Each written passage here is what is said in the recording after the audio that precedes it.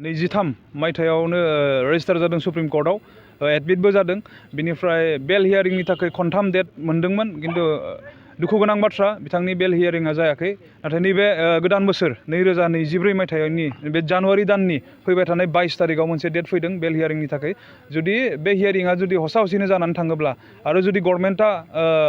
बा कर्टआ जुदि बिथांनो बेल होयोबा बिथांखौ जोङो बेलआव उदां अख्राङाव मोनगोन होननानै जोङो आसा खालामनानै दङ।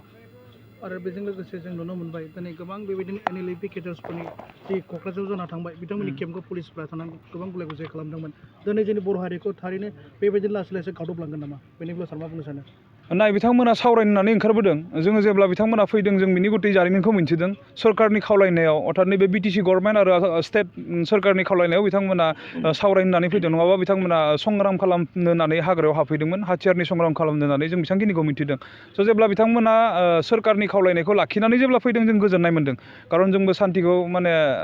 लुबैदोंमोन बेबायदि हाथियारनि संग्रामखौ नांथ'लिया होननानै जोंबो साननानै दंमोन आरो बे टाइमावनो बिथांमोना फैफाफिननायखौ जों मोजां मोन्दोंमोन दा खोथाया जाहैबाय दिनै सावरायनायखौ कन्टिनिउ खालामनानै मोनसे फिथाइ थायहोनांगौनि खौ नागारनानै सोरकारा बिथांमोनखौ दिनै केम्पनिफ्राय होखारनायखौ जोङो थारैनो दुखु मोन्दों थ' मानि थाखाय बिथांमोनखौ होखारखो जों जेबो बुजिना मोनाखै आरो थ' बेयावहाय मोजाङै जुदि गभर्नमेन्टआ इनिसियेटिभ लानानै मोजाङै रायलायनानै बिसोरनि दाबि दावाखौ जुदि सुफुंना होयोमोनब्ला बे साबसिन जागौमोन होननानै जों दिनैनि तारिखाव जों सानो। बिथां NDFBनि मेन उद्देश्यआ बेनोमोन दि दिनै माखासे जिखिनि एक्स NDFB केडार्सफोर दंमोन जेलाव दंमोन जोबथेसालियाव दंमोन बिथांमोनखौ अख्राङाव लाबोनो थाखाय बिथांमोना बेनि थाखाय दावहा संग्राम खालामदोंमोन रन्जित देब्रानिखौ संग्राम खालामदोंमोन नाथाय दिनै बिथांमोनाबो माखासे सरकारजों दिनैहाय गाहायाव बोख्लायबोजानानै बिसोर द्रप डाउन जाबाय दिनै गोबां माने बेबायदिनो माने बर'फ्रा साफा एफा बिदिनो दिन टु दिन माने जागासिनो दङ बेनि बेलायाव सार मा बुंनो सानो? दा बिथांमोननि जे थांखि बे मामोन जोंथ' मोजाङै मिन्थिया जों बिसोरजों मोजाङै जिरायनानैबो सावरायनाय जायाखै किन्तु नों बुंनाय बायदिनो मिडियायाव जों नुबाय थादों रन्जन दैमारि सार आरो NDFBनि जेसेबांखिनि जेलाव दङ बिथांमोनखौ बरननांगौ होननायाबो बिथांमोननि मोनसे दाबिमोन बेखौ जों मोन्थिदों बेयो मिडियानि गेजेरजों थ' दिनै बेथ' जाफुङाखै थ' थांखिखौ मोनहैयै सिगांनो दिनै बिथांमोनखौ थेर बेथेर खालामनायखौ जोंबो दुखु मोन्दों आरो बेखौ जोंल' नङा साफ्रोम बर' समाजा दुखु मोनगोन जायफ्रा माने जाथायखौ नुदों बेखौ जोङो फोथायनानै जों बुंनो हायो।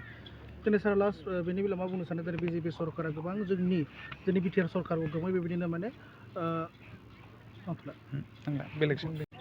एक्स NDFBनि बे जोंनि समाज फोसाबनाय हाबाफारियाव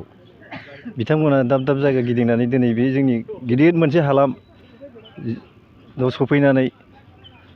लाइमोन गथ'फोरनि आरो जोंनि समाजनि जिथु थासारि आथिखालाव जिबादि गेना गोरोन्थि जालांनो हमदों बेखौ फोसाबनो आगान सुरनायखौ आं जोबोरैनो साबायखर मोन्दों आरो जों बिथांमोननि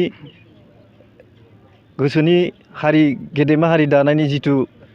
इनिसियेटिभ लादों बा लालांबाय थागोन बेखौ जों सानै हयै खालामलायनानै दिनै जोङो बे 19 गामि ओनसोलाव माने गिदिरथार काइजामाथि ओनसोलाव बरसिलाझाराव जों दाफुंनानै लाबाय